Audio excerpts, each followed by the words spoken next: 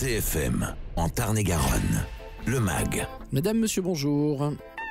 Rémi Theureau est là avec vous pour la prochaine demi-heure.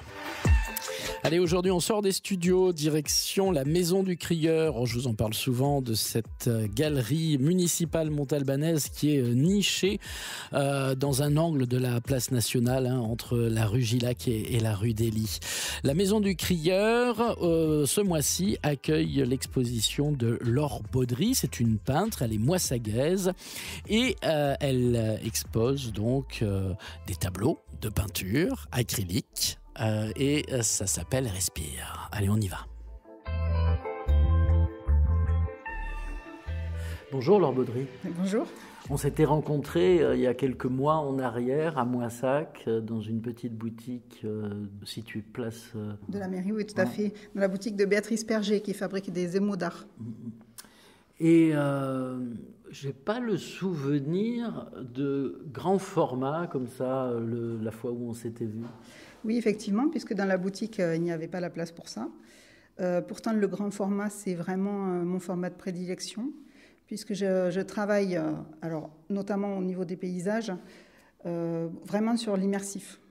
Et le grand format, c'est quand même l'idéal pour ça, pour les grands paysages et se laisser porter par la peinture. Alors parlez-moi de votre parcours, on va revenir là-dessus parce que on dit qu'on s'est rencontrés comme si on était de vieux amis, mais en fait on s'est croisés une fois et puis les auditeurs, ils vous ont pas forcément entendu cette fois-là.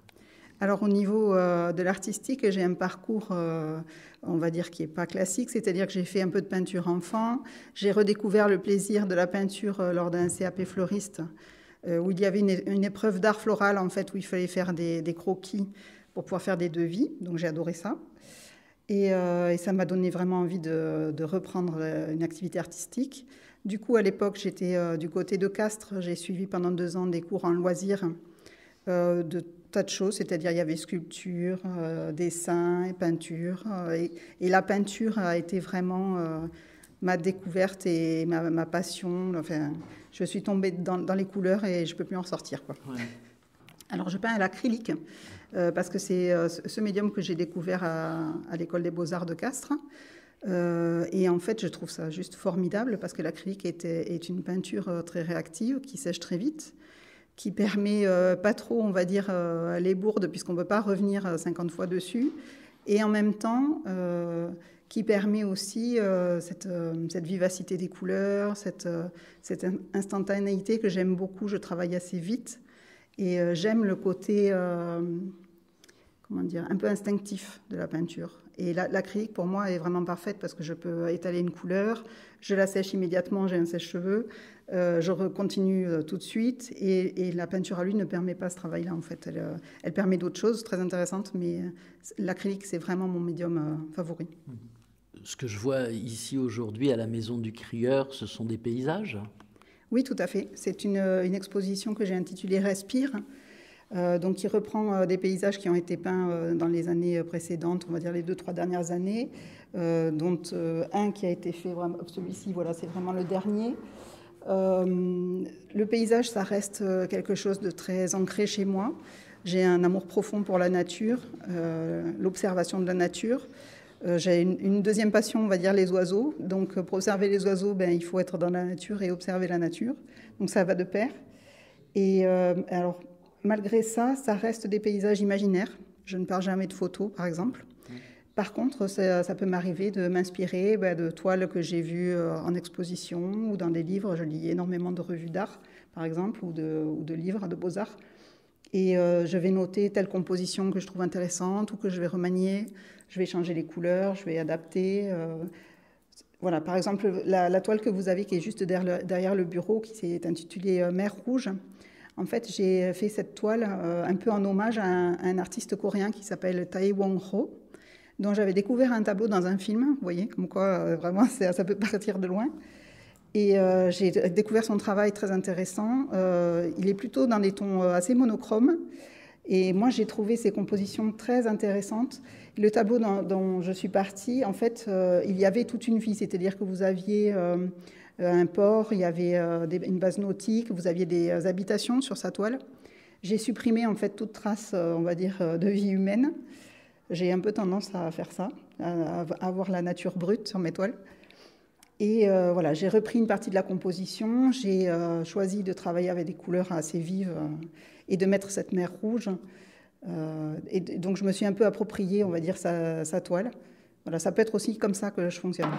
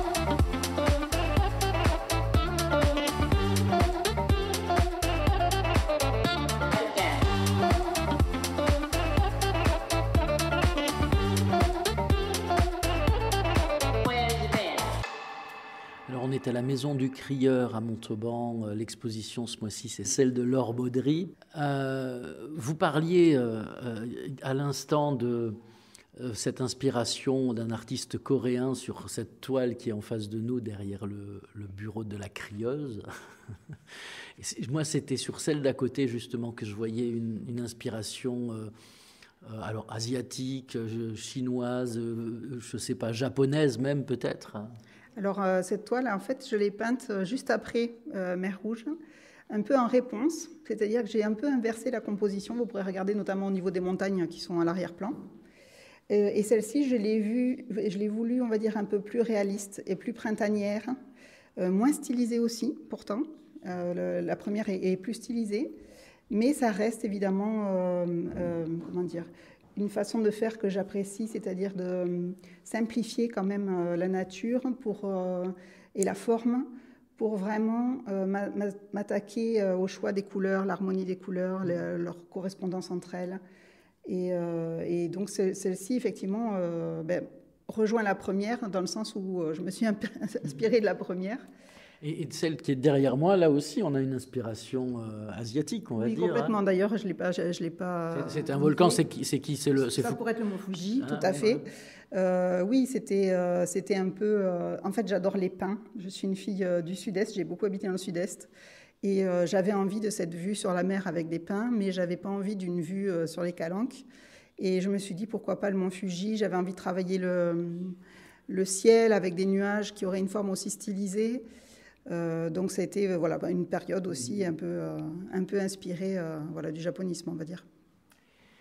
Et alors, il y a cette toile là-bas aux couleurs étranges. On a l'impression de regarder au travers d'une fenêtre. Les murs sont rouges et il y a des arbres bleus en bas dans la vallée. On est dans du surréalisme où on va là? On est dans peut-être du figuratif naïf ou quelque chose qui n'est pas réaliste, en tout cas, c'est sûr. On voit quand même que c'est un paysage. On reconnaît effectivement un fond de vallée, des arbres, peut-être une montagne. Les murs rouges, vous avez tout à fait raison. En fait, l'année dernière, j'ai fait travailler sur une exposition d'intérieur et extérieur, ce qui me permettait à la fois de travailler les paysages par les fenêtres, les portes ouvertes, donc comme sur cette toile, et aussi de m'attaquer aux intérieurs, alors ce qu'on ne voit pas sur celle-ci, mais donc avec des meubles et des intérieurs de maison. Donc là, les murs, effectivement, figurent, on pourrait dire, une fenêtre ouverte qui donne sur une vallée. Alors, la couleur des arbres, évidemment, est complètement subjective. Et évidemment, là, les fauves pourraient tout à fait être mon inspiration, parce que finalement, des arbres bleus, pourquoi pas? Et je trouve qu'ils vont très bien comme ça. C'est vraiment très subjectif. Et jouer avec les couleurs, c'est le plaisir du peintre, quand même. Laure Baudry, quand vous peignez dans un atelier. Il est comment cet atelier? Il est éclairé? Vous êtes où? Alors, j'ai un petit atelier sur mon terrain à Moissac qui a été rénové par Montendre et Cher, et qui est extraordinaire parce qu'on a rajouté justement des fenêtres. Il est dans un jardin, donc j'ai une vue extraordinaire justement sur l'herbe, les arbres, etc., les oiseaux. Il est très bien éclairé et il est comme un petit aquarium, c'est-à-dire que je suis dans ma bulle et c'est vraiment un endroit extrêmement apaisant et agréable pour travailler. Vous y passez beaucoup de temps? C'est très relatif. En fait, je vais travailler par à-coups. Donc j'ai des moments où, en fait, on va dire que ça infuse. Pendant ce temps-là, je ne suis pas forcément à l'atelier. Je réfléchis, je lis, je vais voir des expositions. Voilà, j'ai des idées qui germent. Éventuellement, je prends quelques notes dans des carnets de croquis. Et puis, quand j'ai besoin, je vais à l'atelier, je travaille, et ça peut être pendant une semaine complète, ça peut être juste 2-3 jours, et puis je m'y remets la semaine d'après. C'est très aléatoire.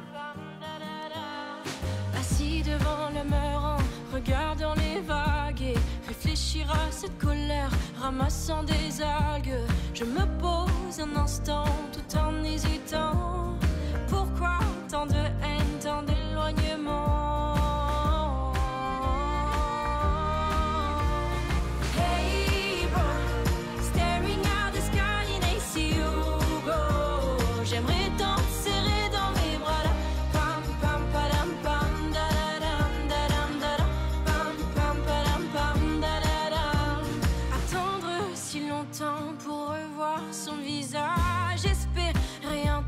Recevoir un message, mais quand le verrai-je? Combien de mois? À quel âge? Mais putain, qu'est-ce t'attends? Ça me fout la rage. Hey bro, staring at the sky and I see you go.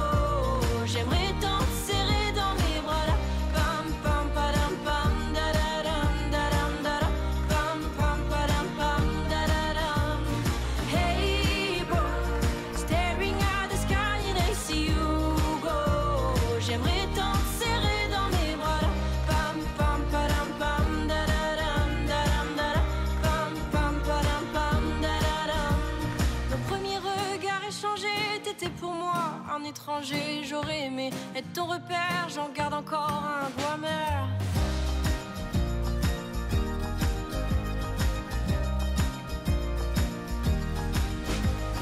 Hey bro, staring at the sky and I see you go. J'aimerais tant te serrer dans mes bras là. Pam pam padam pam da da dam da dam da da. Pam pam padam pam da da dam. Hey bro, staring at the sky and I see you go. J'aimerais tant te serrer dans mes bras là. Pam pam padam pam da da dam da da dam da da dam da da dam da da dam da da dam da da dam da da dam da da dam. Hey bro, Héloïse sur CFM Radio dans le MAC de Montauban. Aujourd'hui, on est à la Maison du Crieur, galerie municipale montalbanaise qui expose Laure Baudry. L'expo s'appelle Respire et on discute avec Laure. J'aime bien cette peinture-là où on voit peut-être des arbres. Il y a du vent, non? Quelque chose comme ça. Est-ce que vous pouvez me décrire cette toile? Alors, on ne sait pas s'il y a du vent. Donc, il y a un grand ciel bleu. Pour moi, c'est vraiment une toile dans laquelle j'ai cherché à retrouver la chaleur et l'ambiance estivale. Donc, vous avez un grand ciel bleu, quelques nuages épars, un sol dans les roux orangés très chaud et quelques arbres parsemés. Ce qui compte pour moi aussi, c'est de rendre le vivant. Donc on ne sait pas s'il y a du vent. On a l'impression que ça bruisse, et on a l'impression que les arbres sont un peu mouvants, effectivement. Tout dans ma peinture, cherche à montrer le vivant. C'est vraiment ce que je glorifie dans la peinture, c'est que quoi qu'on voit, quoi qu'on observe, il y a toujours des choses qui se passent, ça fourmille. Le vivant, mais le vivant végétal, hein. Il n'y a pas d'humains, il n'y a pas d'animaux. Alors l'année dernière, j'ai commencé justement dans la série sur les intérieurs à placer des chats, parce que je suis une grande fan de chats, comme beaucoup d'artistes. Donc j'ai commencé à placer des chats qui ne sont pas du tout réalistes non plus, mais qui sont là. J'ai peint quelques toiles avec des oiseaux, parce que je suis une fan d'oiseaux. Mais c'est vrai que globalement, j'aime la nature, le végétal. C'est vraiment pour moi quelque chose de ressourçant et de vital. En me renseignant un petit peu sur vous, j'ai vu qu'il y avait beaucoup d'expositions de Laure Baudry dans la région. Vous n'arrêtez pas? Oui, c'est vrai. Enfin, depuis l'année dernière, surtout, j'ai essayé de monter un peu en pression et de travailler davantage. J'ai la possibilité de le faire en ce moment, donc j'en profite. Et je vais continuer. J'ai envie de continuer à peindre. C'est vraiment ma passion. J'ai envie de montrer ma peinture parce que c'est quelque chose de très agréable aussi, d'avoir le retour des spectateurs. Et voilà, donc ça ne va pas s'arrêter là. D'accord. Donc la suite, après la Maison du Crieur, qu'est-ce qui est prévu? Alors justement, pour 2024, c'est encore très flou parce que j'ai tellement travaillé en 2023, j'ai été tellement prise par des tas de projets que je n'ai pas encore eu le temps de planifier tout ça. Donc j'ai beaucoup de pistes, mais je ne peux encore rien dévoiler. Voilà. Okay. Eh ben voilà. Ah mais si, il y a des tout petits formats aussi. Oui, alors effectivement, il y a des tout petits formats. Je les ai apportés parce que j'ai participé à une très chouette exposition à Moissac du mois de novembre au 7 janvier. Là, ça vient juste de se terminer. Nous étions 8 artistes et nous avons été invités à la galerie atelier qui est tenue par Dominique Vial et Benoît Noulet à Moissac à participer donc à cette exposition de très petits formats qui sont des 10 par 10 cm sur des plaquettes de bois qui ont été traitées préalablement exprès. Et l'idée était de faire en fait un travail normalement abstrait, ce qui n'est pas forcément facile pour moi, puisqu'on pourrait quand même dire que ça figure encore des paysages, mais et en fait chacun a apporté sa touche, chaque artiste a apporté sa touche, et nous avions un panneau avec, donc chaque artiste avait sa colonne et 10 petits formats alignés, et ça a donné un résultat global très très intéressant parce que chacun avait sa touche et sa patte, et en ayant les mêmes, on va dire, les mêmes restrictions, les mêmes consignes, évidemment, aucun n'a fait la même chose, donc c'est toujours ce qui est intéressant en art. Et donc là, je les ai apportés pour montrer qu'effectivement, il n'y a pas que les grands formats dans la vie, il peut y avoir les petits aussi. Et ça a été vraiment un travail très, très sympa à faire. Est-ce que, pour finir, est-ce que dans cette expo, est-ce qu'il y a une toile particulière que vous aimez un peu plus que les autres? Alors ça, c'est une bonne question parce qu'en fait, en peignant de plus en plus, je me rends compte qu'effectivement, on n'est pas toujours attaché de la même façon aux toiles. Il y a des toiles qu'on est très content d'avoir peint, qu'on est très content d'avoir réussi. On est très satisfait du résultat. Et puis finalement, on va être moins attaché à celle-ci qu'à une autre, où on peut aussi se détacher finalement avec le temps. Donc celle qui, de l'exposition en ce moment, on va dire, me plaît le plus personnellement, ce serait justement la dernière que j'ai faite, mais parce qu'elle correspond à ma dernière évolution. Et forcément, c'est ce qui m'intéresse le plus en ce moment, où j'ai quand même travaillé sur la nature, les arbres, des perspectives, des fausses perspectives, des couleurs, mais aussi travailler un peu plus sur une technique mixte avec de la craie grasse qui m'apporte un côté un peu brouillon que je trouve juste extraordinaire.